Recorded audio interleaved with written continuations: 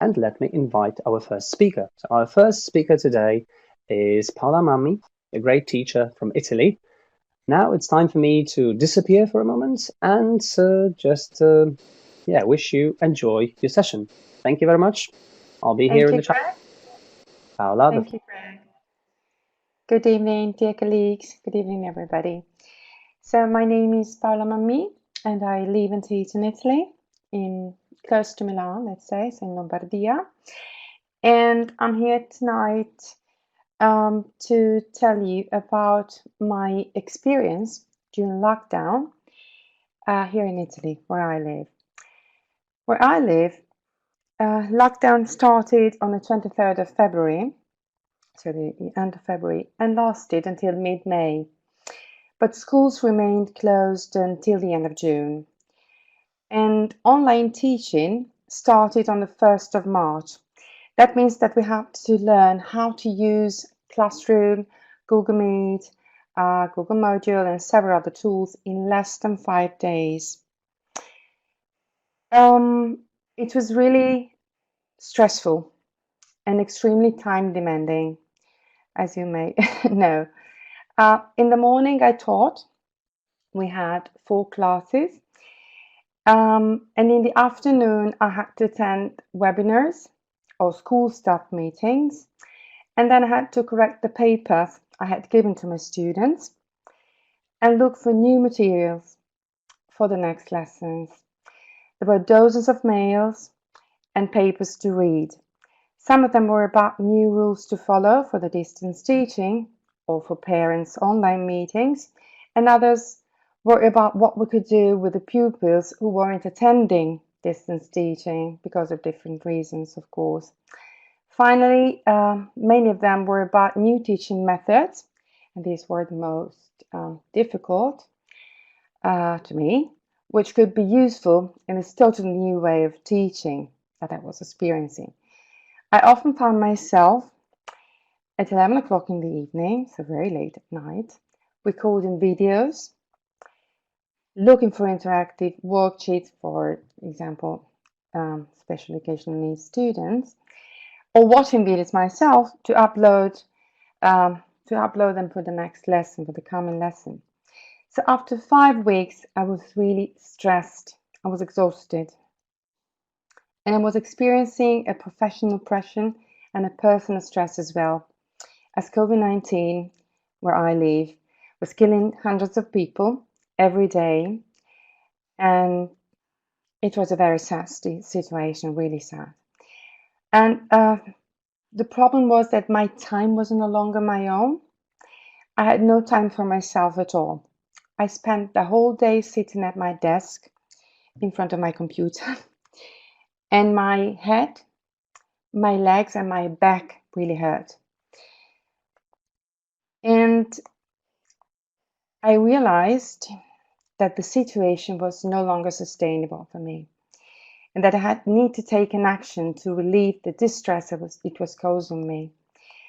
And as you can see from the picture, my journey to heal my mind and body started with a simple decision to take control back over my life. And I was able to achieve this by dedicating time to meditate and practice Pilates at least 3 times a week after work, of course, so sometimes very late at night. It wasn't easy. It wasn't easy at all, because at the beginning I felt somehow guilty because I was leaving the things I had to do, and I couldn't get rid of my thoughts about what I could have done instead of sitting on the floor, closing my eyes, and trying to relax and meditate. But this pattern of body and mental exercise slowly became a routine for me. This was the key. And believe me, the results were incredible. Not only I finally broke free from the pain that every day inactivity, so sitting at the desk, was causing me, but it also gained a much more positive and forward-looking mindset, which helps me lead, even now, a better and more fulfilling life. Needless to say, I have kept this positive habit moving forward, and I suggest my friends and colleagues to try the same.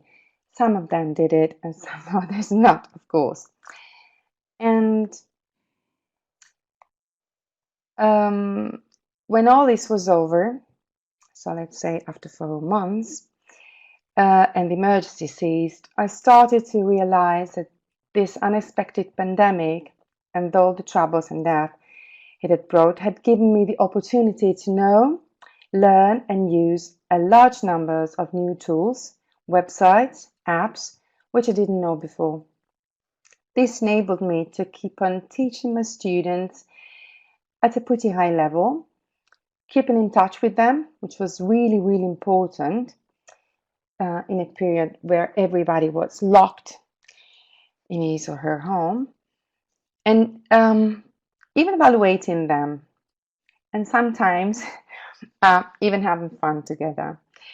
So I think that these positive aspects of the long lockdown I've been through concern both my professional and personal life. So what I think that is that I have become a different, absolutely different, but even somehow a better teacher. So I was really happy to share my experience with you because I'm sure that you have experienced almost the same things I have. And so I thank you for being here tonight and listen to my personal experience.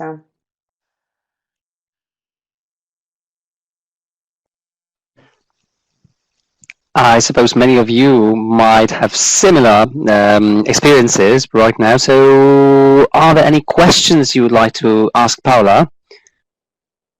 Yes, because I could see in the comments that yeah, many of you experienced the same situations, working long hours, working more than normally, and Right. trying to actually find your way to deal with the situation, to deal with stress. And it's great, Paula, that you mentioned well-being meditation or Pilates, because our final session, I mean, the very end of this presentation will be the yoga session, which is devoted to relaxation. And I would like to invite all of you to stay here after our next speaker.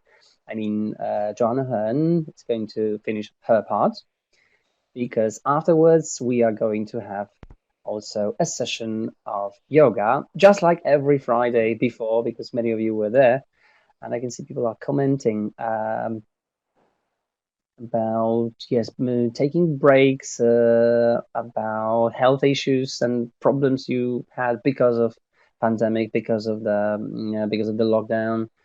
And yeah, I can see that, well, out of more than 400 people that we are here, we had a lot of similar stories. So if you have any questions, either to Paula or Joanna, make sure you put it in the chat box. We are going to gather them, and both ladies are going to respond to them at the end.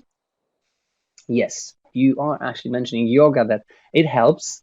All right. So now our next speaker is Joanna Hearn, who is a teacher and a school owner of English School in the UK. So now, Joanna, the floor is yours. Can you just make sure that can we hear you? Can you see? Yes. Can you hear me? Can you see me? Excellent. Monica is saying yes. Sim back. Thank you. Okay. So yeah, this is me, Joanna Hearn.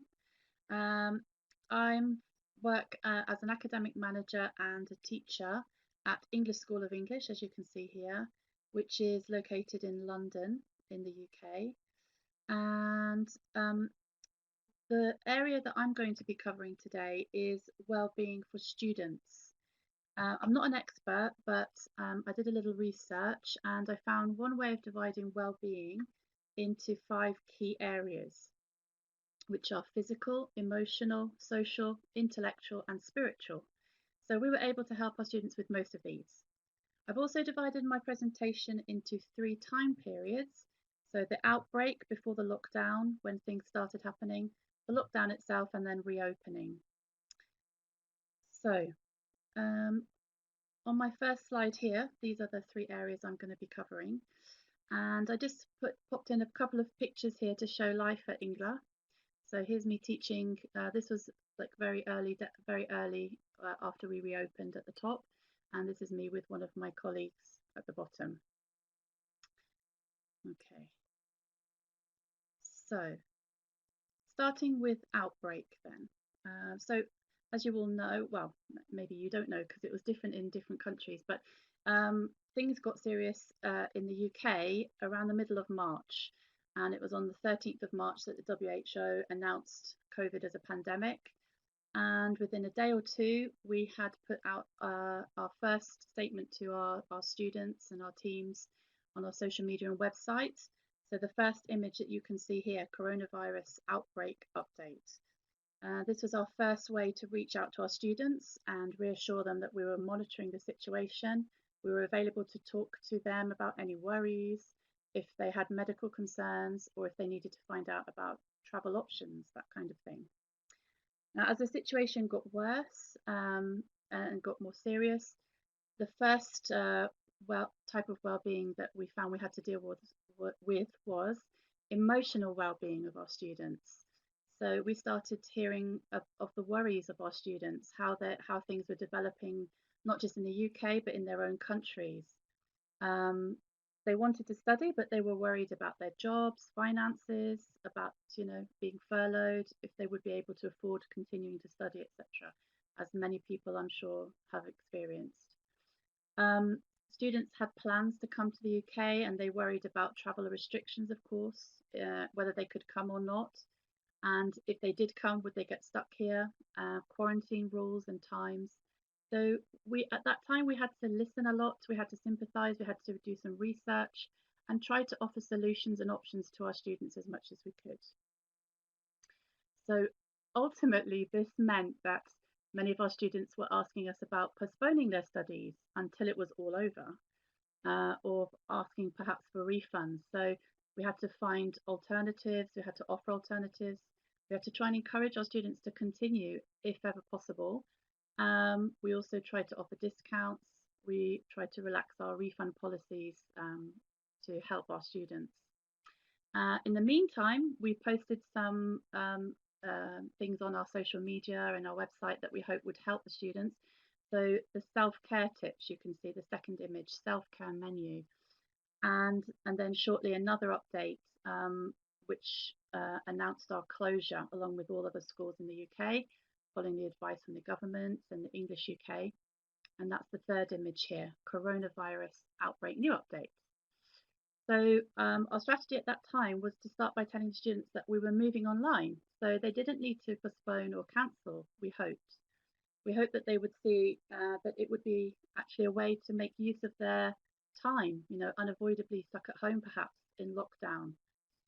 And the final image here is when we were asking people to visit our new Ingla online website.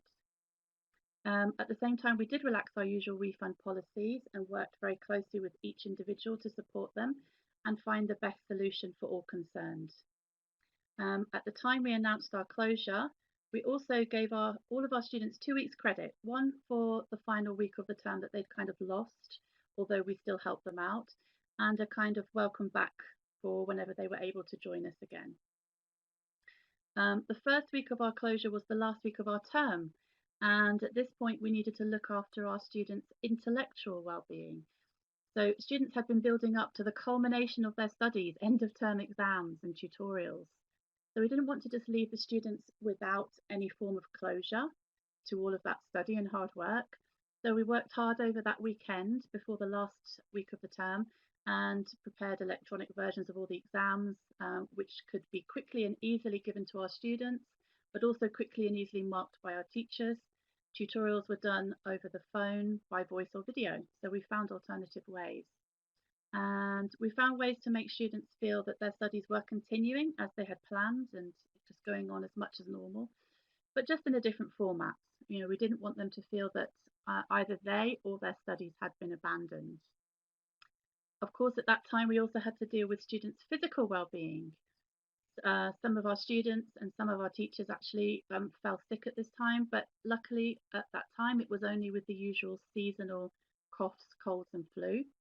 But of course we had to be especially observant to advise students if we saw any symptoms that we thought might be, the COVID, the pandemic, that we would just be extra careful and ask them to go home if they felt unwell.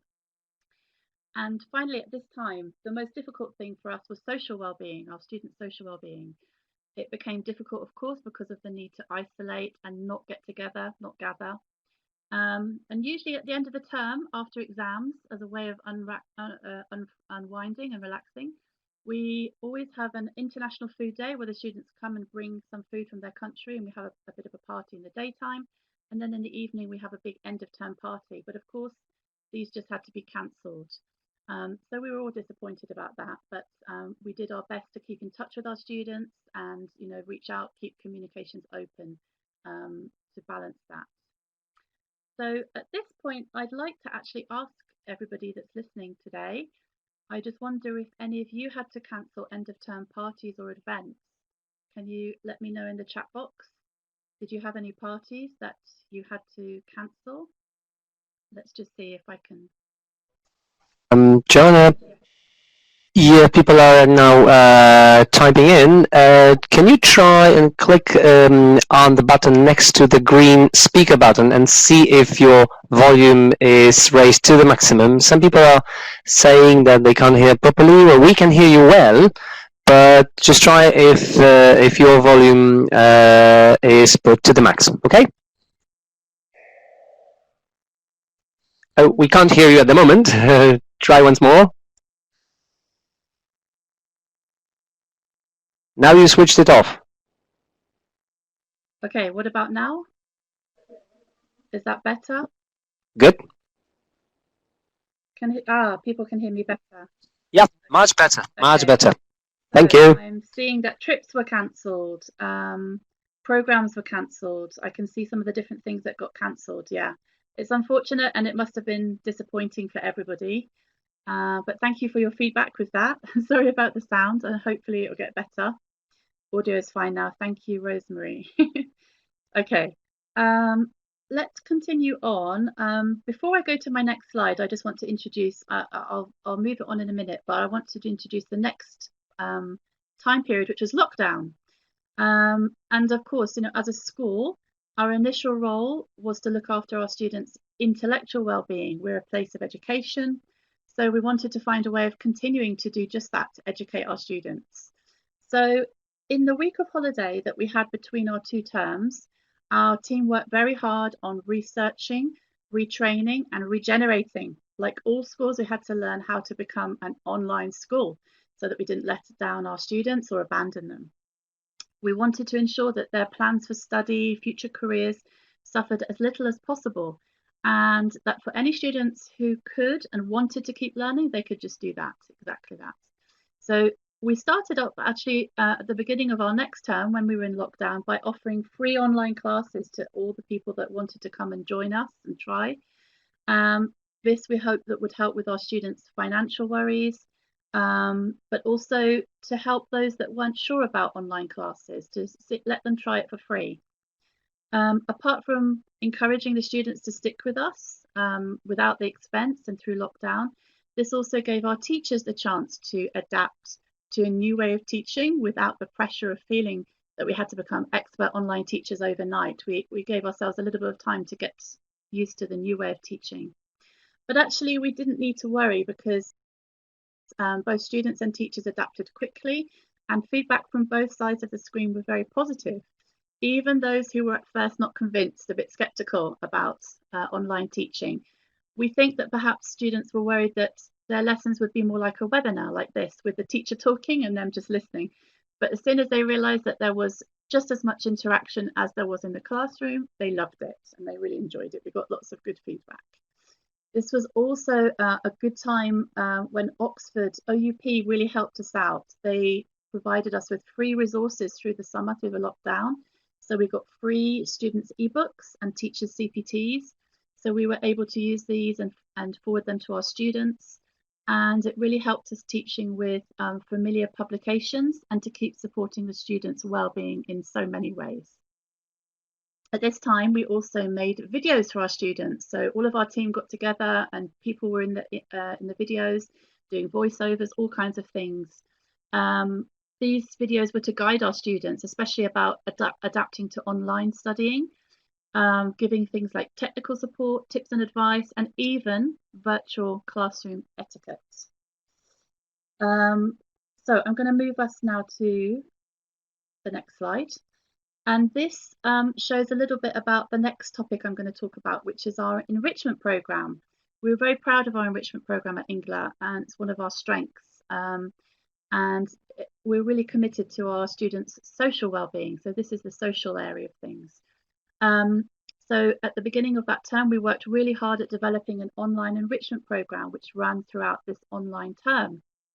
So from the first 5 images here, you can see the kinds of online events we organised and ran for our students and staff alike, actually. This was our way of keeping us all entertained, boosting morale, engaging the students, and keeping community spirits. So within this programme, we included a variety of events to help with many areas of our students' wellbeing. So there were workouts for the physical wellbeing, there were quizzes to develop their intellectual well-being, and then we had karaoke, pub and games nights, and lockdown TV sessions to help with their social and emotional well-being.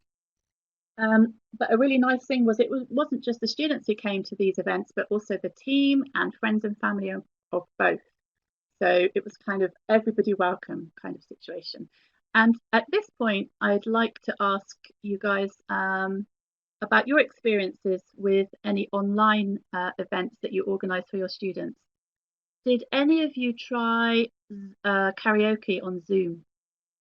Did any of you try karaoke on Zoom? We had karaoke on Zoom. Did anybody try this? No, some yeses. No, okay.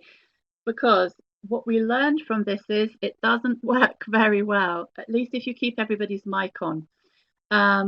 So we realized that we would have to just switch off the mics of everybody except for the person singing. But we all still had great fun, you know, even though sometimes people were singing just to themselves. It was a great evening and great fun. At this time, also during the lockdown, of course, emotional well-being was a big issue. So one way we were able to look after our students' emotional well-being as much as we could, because we were physically separated from each other, was by maintaining good communication channels. So as well as using our WhatsApp groups, we have an extensive network of groups that we have. Teachers chatted to students also in classes to monitor their well-being. Our admin team also, whenever we got inquiries, we asked after people's health and safety and well-being. Management keeping an eye on the teachers and other staff, so we were just all looking after each other basically. But there's one unexpected thing that came up. We found that while some students were definitely worried about the situation, we also had quite a number of students whose lives were actually just continuing pretty much as normal. They were still working, they were still studying, and they didn't seem to be overly bothered about, you know, the pandemic. These were generally younger students, and sometimes they didn't want to talk about them. So although our teachers tried their best to, you know, engage with students, see how they were on a daily basis, we also had to be careful not to overdo it for those students who perhaps just, you know, found themselves continuing as normal. And then there's one final thing which was really good, the unexpected positives that came out of the lockdown. You know, we think of the lockdown as something negative, which reduces and limits things, but actually we had lots of students who took advantage of this. One was a student who had not planned to take the Cambridge Advanced exam, but she studied hard in the lockdown time, and then she ended up taking the exam in August and passed with flying colours. And this will have a great knock-on effect in her life. As she's from Spain, she has gained méritos, these points which will help her in her future teaching career. So this is my last thing that I'm going to ask you is about the positive things that came out of lockdown for you. What positive things came out? Student achievements, or things that students did with each other, connections made, etc. What sort of positive things did you experience? Let's see what comes up. Some shy students being more active. Joanna, my namesake. Teachers planning together. The joy of going back to class. Yeah, students being more motivated. Personal connections from shy students. More creativity. Lots of great things there. Great. Students very grateful for online classes. Yeah, a lot of this is what we found ourselves. That's great. Okay, I'm going to move on because I've got a little bit more to say, and then I can wrap up. Towards the end of the lockdown, we posted on our website and on our blogs and our social media again, because this was around the time when it was Samaritans, International Samaritans Day, I believe. And you can see in the middle two at the bottom, the two images here, Samaritans Awareness Day and also Mental Health Awareness. So we put these up to help our students to reach out and to let them know if they were struggling that they should get in touch with us, and also other kind of numbers that they could call. We also included some light-hearted content too to make people smile and lift spirits. We offered suggestions to people how they could deal with lockdown, like healthy eating, keeping calm, and green spaces they could go to escape a little bit.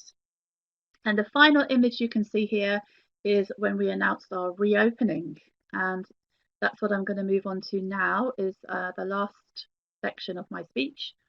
So reopening. I can't move it along. Okay, maybe I'll try again shortly. Okay, 1 second. Okay, I'll try again to move it along in a little while. Somebody's going to do it for me. So on to my last slide. I'm going to just go on speaking and then somebody will sort this out. So yeah, our reopening was the last little bit. And in this period of time, I suppose physical well-being was the thing we were most worried about for our students as well as our team, was at the forefront of our thoughts and efforts. So we did all the usual risk assessment that I'm sure all of you did in your schools. We took the necessary precautions, implemented new policies, and put up signage around the school. And hopefully this is what you can see. No, not quite yet. Okay. If we get to my final slide, you'll see some of the signs that we put up. So signs about encouraging people to stay, 1 or 2 meters apart, about, cleaning their hands regularly, all the things that, we're doing, wearing masks. We wore our visors as teachers. To help with intellectual well-being, we've been encouraging our students to continue or return to their studies. We've been engaging with students who were with us before the lockdown but decided to take a break, so we've got them to come back in. Finding ways to teach while following the measures that we have to all follow now. Helping students rebook exams that had been cancelled. All of those things we've been helping their students with. And then finally, the most difficult thing we found now at this time, especially at a time now when actually things are beginning to get stricter again in the UK now. So rules are getting stricter about social gatherings and distancing. So the most disappointing thing for us is that we couldn't get back to our enrichment programme. So, the social well-being of our students is something that we are thinking of. So this has been very challenging for us. So the usual things that we would be running, our pub nights, film club, supper club, trips to the city and out of London, they haven't been able to happen. But as it's still early days in the term, we're now in the process of organising another online enrichment programme because we want to engage all of our students and bring them back to the Engler community and the Engler community spirit. And that's it from me, actually. I'm sorry you didn't get to see my last slide. I don't know where it's gone, what's happened. But yeah, that's it from me. So thank you very much, everybody. Thank you for your responses as well in the chat box. you very much, Jonah. And yeah, I'm trying to locate your slide. I think I'll be able to get back to it in a minute. Right now, um, I will bring the questions for the presenters. So first there will be questions for Paula, then there will be questions for Joanna, and then when questions to you will appear, I will also try to bring in this final slide. Okay? Okay, no worries, don't worry. Okay. Right now you should be able to see the questions. I'm going to make them bigger. Thank you. Okay, Andrea. Okay. And stop working after school hours. That's true. That's absolutely true. It was really, really hard to stop working. They say, okay, now I take some time for myself. I had problems with cooking, with going out and doing the shopping. It was really, really hard. It's true. But after 5 weeks, I realized that I had to. It was really a necessity to me. So I started, now I'm going to answer some of the questions. I started to find some apps on the internet, first of all, because I didn't have time. So I just searched and I found these 3 apps pretty useful to me because it was really something very new, brand new to me. Instead Pilates, I used to do it before. How did you keep a balance in your personal and professional life? It was really, really hard. I have to thank my family because my husband helped me a lot, I must say. How to bring balance into the workplace? It's really, really hard. Even because I was really afraid for the people I knew which were at the hospital, and so at the same time I had to be the most relaxed person when I talk to my students. I couldn't show my stress, my anxiety, and it was really, really hard. But I'm sure you understand me fully because we were all in, I think, in the same condition.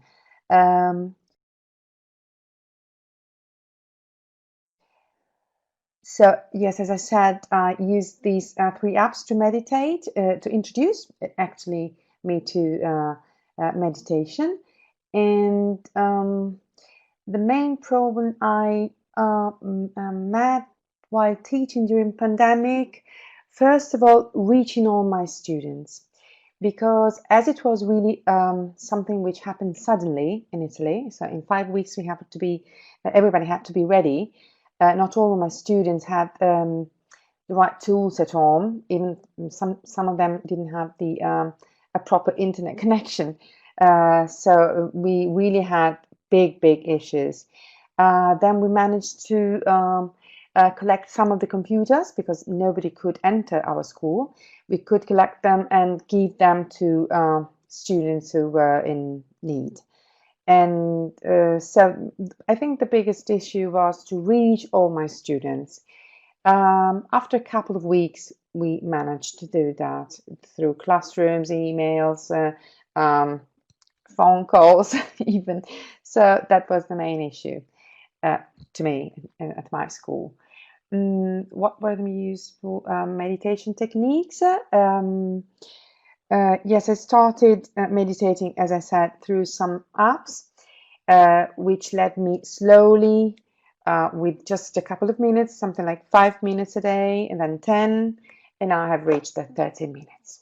Yes, that was my goal, my main goal during the pandemic.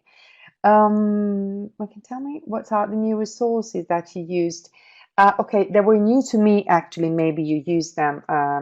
You have already used them. To me, for example, using Kahoot very often was something very new. I've heard, of course, about Kahoot before, but I didn't have the time at school because in Italy we just have 3 hours a week of English lessons, so which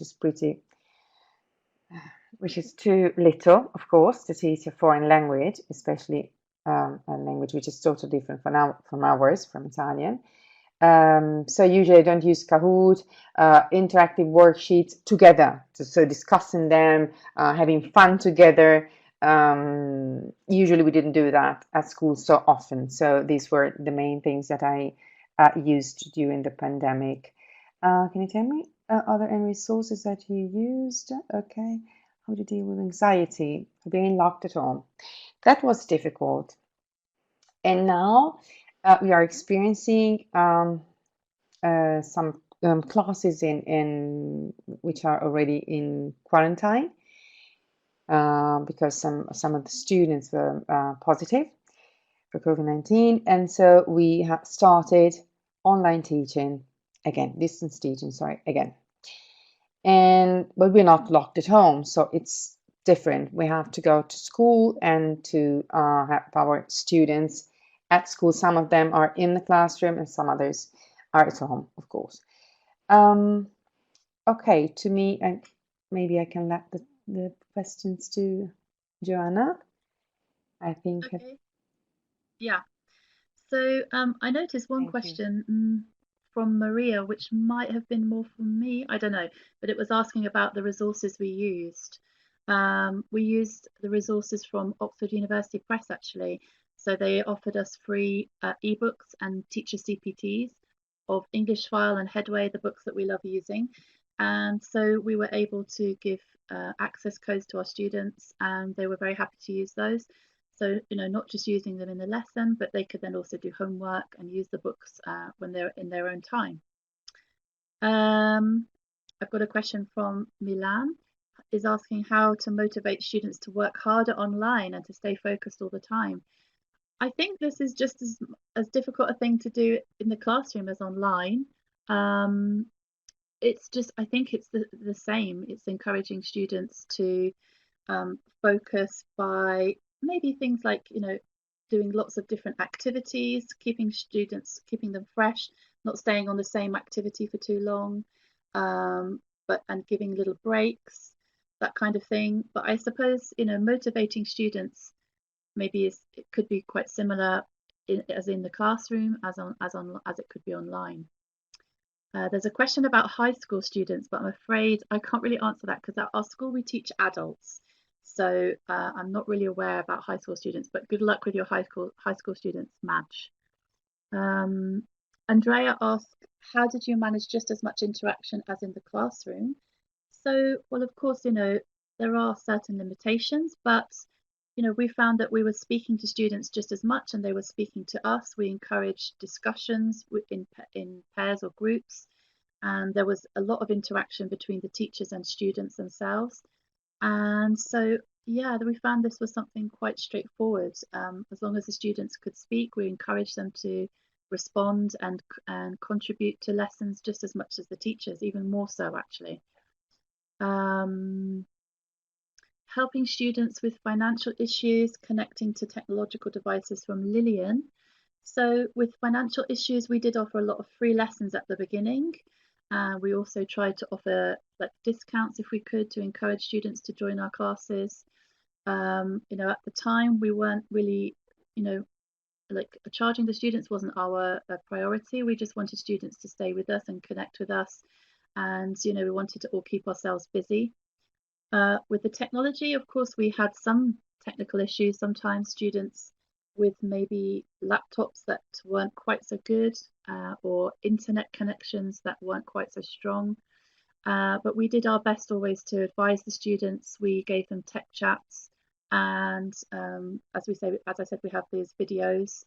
How did you support your teachers? Yeah, so as an academic manager, I tried to support my teachers as best I could by staying in touch. We regularly had meetings. Every week we had team meetings, but again, with our WhatsApp groups, we were always in touch with each other, and I was available all the time. If they needed anything, tried to check up with them when I could to see that they were all okay. Gulnaz is asking about how we can measure student wellbeing. Well, that's a difficult thing. I'm not sure if I can answer that. I'm not really an expert, but I suppose just from my own point of view, from the reaction that we get from our students, how they are doing in class. Are they joining the classes? Do they seem to be enjoying it? Are they giving feedback when we ask them, how are you finding the lessons? So from their feedback, we can measure some degree of well-being. Okay, I think that's it for my questions. So I'll draw a line there. So thank you very much for your questions, guys.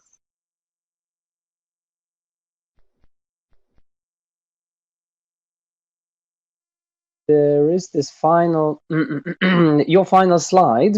So just let me put it in front of you so that everybody could see the last one that was missing. Yeah, this was just the things that we put up around our school. The one in the middle at the top is because we're a slightly smaller school in North London, and so we have one stairwell going up to our school. So we had to be careful, how people are coming in. We set up lots of appointments. We have an appointment system to make sure that we don't have too many people in the school at the same time. And we just ask people to follow this procedure, for example, ringing the bell, waiting to be called up, and then just being careful on the stairs because it's a little bit, of a smaller school. But all the other things about, staying alert, keeping your distance, etc. The usual things I'm sure all of you had in your schools. Thank you, Greg. Right. Thank you, ladies. Thank you, wonderful ladies. Thank you, Paola. Thank you, Joanna. I could see in the comments that you really liked the session today. It's not over, so stay with us. Before we move on to the final part, we of course would like to invite you to give feedback on our today's webinar. So I'm going to paste a link to the feedback form in a minute, and of course I will invite you to a yoga session. So yeah, and thank you very much, Joanna, once again. Thank you, Paola. And to all of you, thank you for your questions. Thank you for being here. There are more than 500 people in the room at the moment. So I can imagine it as the biggest, a cup of tea, cup of water, glass of water, whatever I have ever been to. And right now we are going to join the yoga sessions, a huge yoga session just to wrap it all up, wrap this whole week, and wrap this whole season of webinars with Oxford University Press, the final yoga session of today's of the ELT Together. And Victoria, our yoga instructor, is here. Victoria Ailing, who has been practicing yoga for more than 25 years, who's been a teacher for 15 years, and today she's going to make us all relax. Is that right? Is that correct, Victoria? Yes, I'm going to share with you a relaxation meditation technique. Okay, so just let me adjust the quality of the video and then we can start relaxing. Okay, so this relaxation you can do seated if you like, or if you have space to lie down, then feel free to lie down. So it's up to you, it depends where you are. If you're seated, come towards the front edge of the seat so you're not kind of slumping back. Come forwards to the front edge and have your feet about hip width. But if you have space to lie on the floor, then feel free to lie on the floor. You could have the arms out to the sides, you can have the legs straight, or you can have the legs bent with the feet on the floor. So I'll just give you a moment to get comfortable. So either seated or lying down. And if you're seated, you can simply just rest the hands on the thighs. And whether you're lying down or seated in the chair, if it's comfortable, you can close the eyes. So just take a moment to make any little adjustments so you're super comfortable.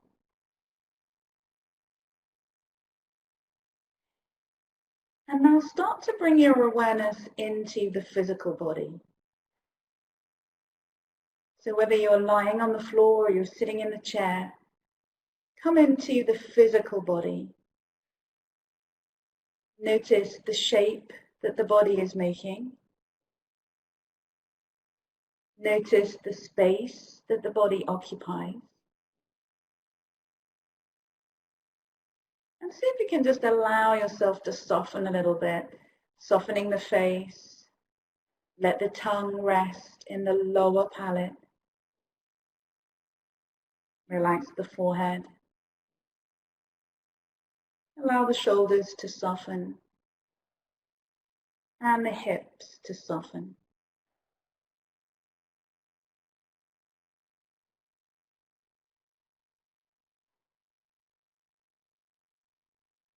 So without changing anything, become aware of your breath. So I'm not asking you to make your breath longer or deeper, but just simply be aware of the breath. And you can focus on the breath moving in the belly.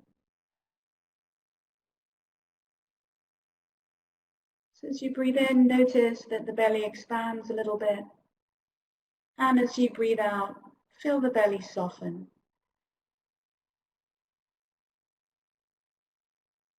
And this is really your natural breathing. I'm not asking you to do anything other than be aware of the body breathing itself.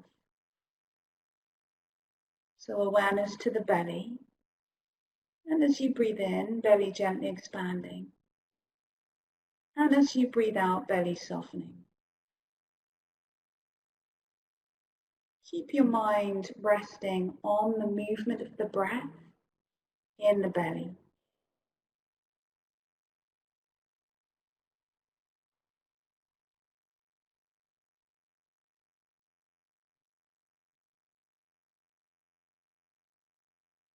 And each time you happen to breathe out, allow the body to soften a little bit more.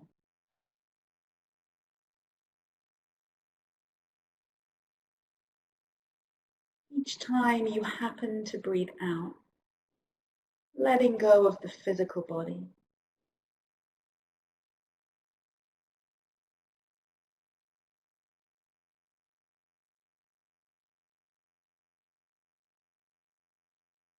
Each time you happen to breathe out, the out breath carrying away any worries, any tension, any fatigue.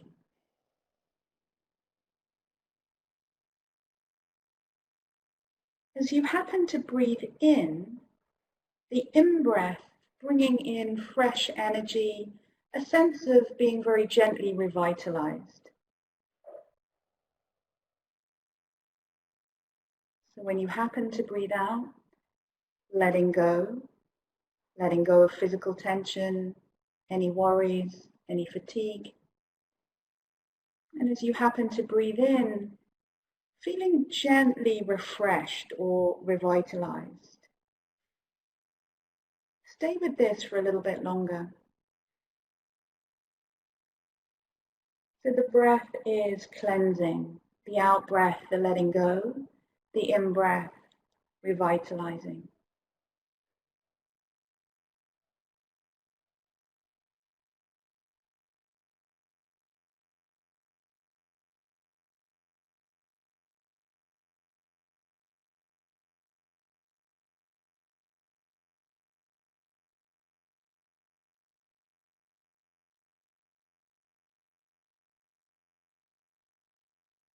Notice how, as you continue to follow the breath is smooth.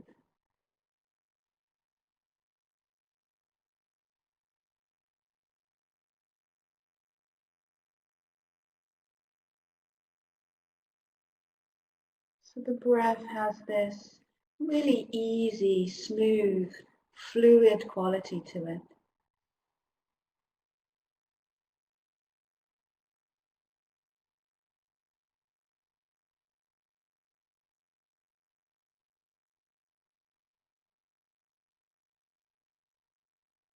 Now the feeling that the breath is effortless.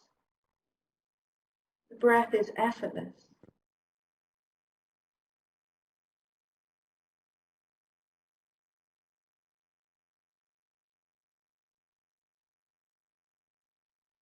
Aware of the body breathing itself without you having to do anything.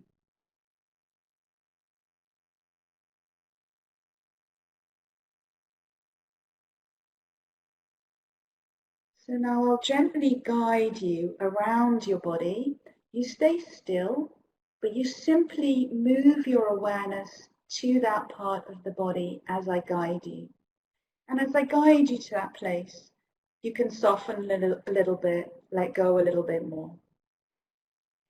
So we start by bringing awareness to the center of the forehead. Center of the forehead. And from there, gently move your awareness down to the center of the throat. Awareness at the center of the throat. And from the throat, gently to the right shoulder.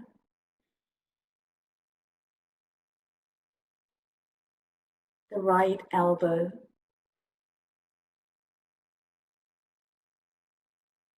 The right wrist. The right thumb. Right index finger. Right middle finger. Right ring finger. Right little finger. Right wrist. Right elbow.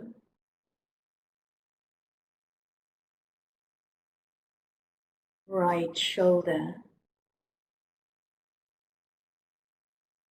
Center of the throat. And gently over to the left shoulder. Left elbow. Left wrist. Left thumb. Left index finger. Left middle finger. Left ring finger. Left little finger. Left wrist. Left elbow. Left shoulder. And center of the throat.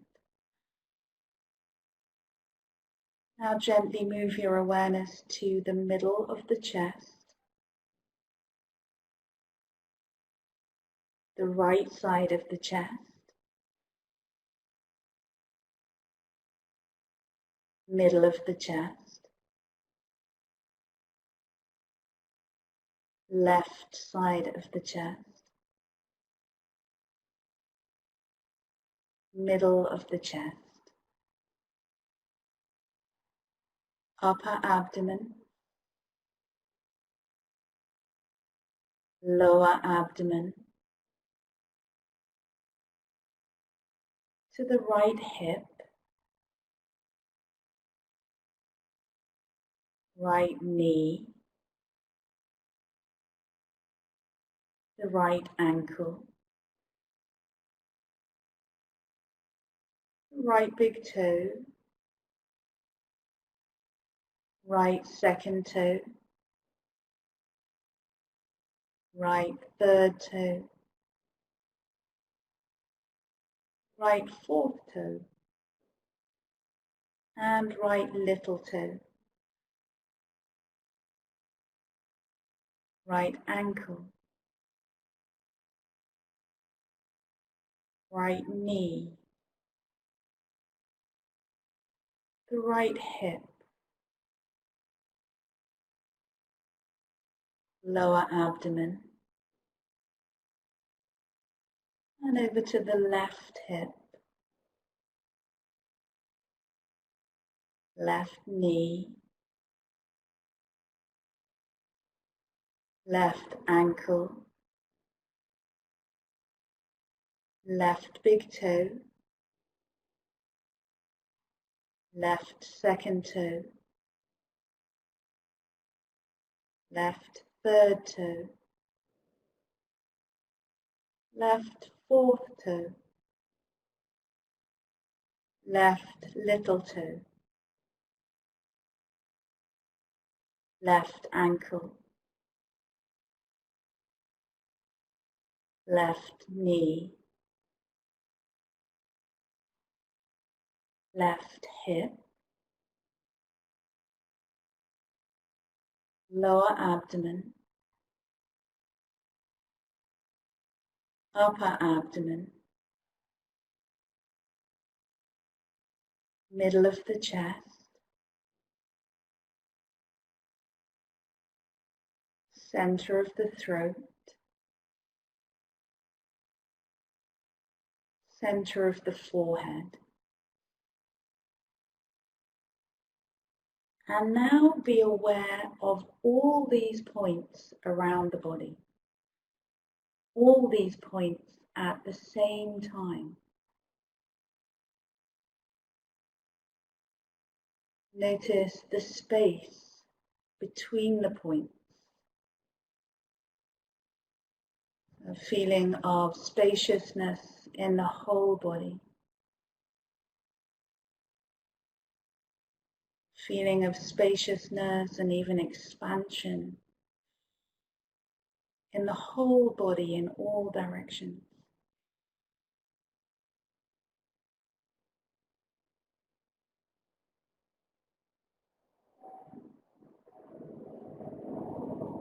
Staying with that spacious feeling for a little bit longer.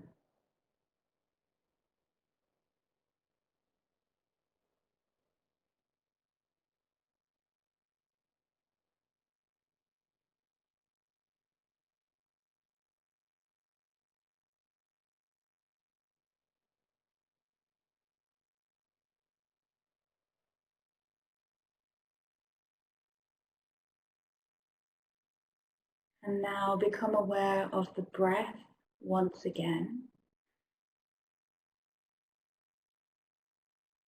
Be aware of the breath moving the belly.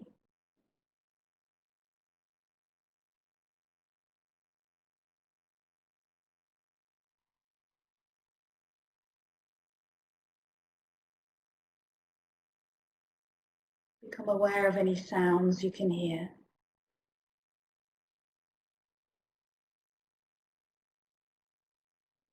Start to bring your awareness back to the physical body, either lying on the floor or sitting in the chair. And notice where your body is making contact with the floor or the chair and the floor.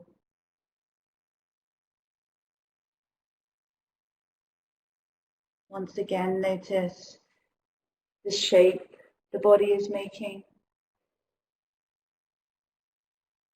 Notice the space the body occupies.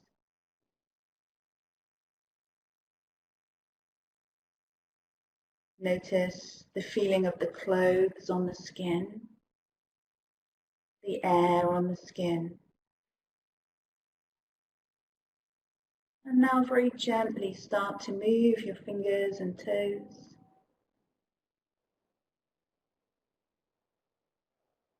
And just gently roll your head from side to side or turn your head from side to side. And the head coming back to center. And if you're lying down, you can bend up the legs, you can hug the knees into the chest. If you're sitting in a chair, you might just roll the shoulders a few times.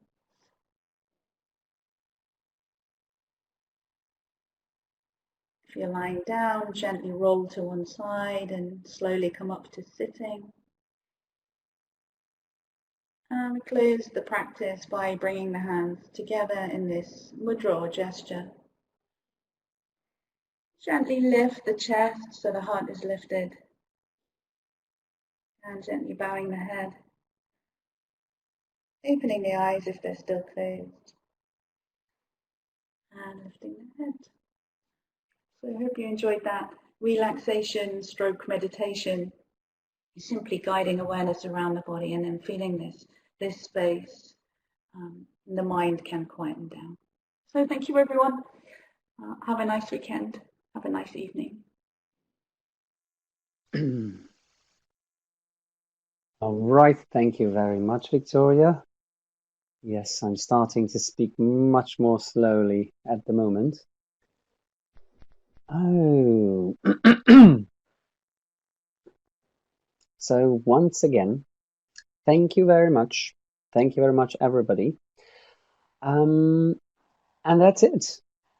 Yeah, I hope you feel as relaxed as I'm feeling right now. So thank you very much, Victoria, for your yoga session. Thank you very much also to Paula and to Joanna for today's session.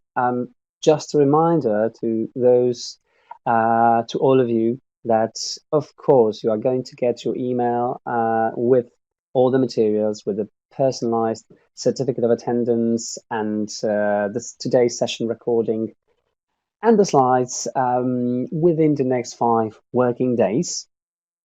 What else can I say? Just like I said before, we would really love to hear your feedback. So I'm pasting, and Christopher is pasting the feedback for today's today's session, and make sure you you fill it in before you leave, because there are still more than 500 people in the room. So thank you very much for being with us today. Yeah, it's pity it's over. Jan, I'm thinking about the same. But, well, check our website for our next steps, because we are already thinking about the future. So stay with us, stay with Oxford, stay safe and take care, because this situation at the moment is still, well, nobody knows what's going to happen next. So the final the final link I'm going to paste in the chat box right now will be our question. Our question for you to actually give your opinion about the whole series of webinars, about the whole ELT Together event. What did you learn? What did you get from it? Be it new skills, be it kind of independence, maybe new ideas. So yes, we are really proud that you were with us. We are really proud that we could be for you here. And remember that Oxford University Press will be with you all the time, no matter if you are teaching online or well, traditionally analog way. So yeah, it's time to actually, oh, it doesn't work. Somebody's spacing that it doesn't work. So wait a second, we'll try to fill and to paste the right link for the impact study. Just a second. Just weighing in here. That link to the impact study doesn't actually work at the moment. I talked to the team earlier. They're fixing it. So that link to the impact study doesn't work. The link to the survey, the feedback survey, does work, and we'll be sending the other impact study survey via email at a later date. All right. Thank you very much, Chris, for this remark. So anyway, we'd love to hear your feedback on this session, and then we will follow with an email to you asking you for your opinion of all the ELT Together experience. So that's all from us. Thank you very much for being with us. And well, like I said before, take care, good night, and have a nice Friday. Bye-bye.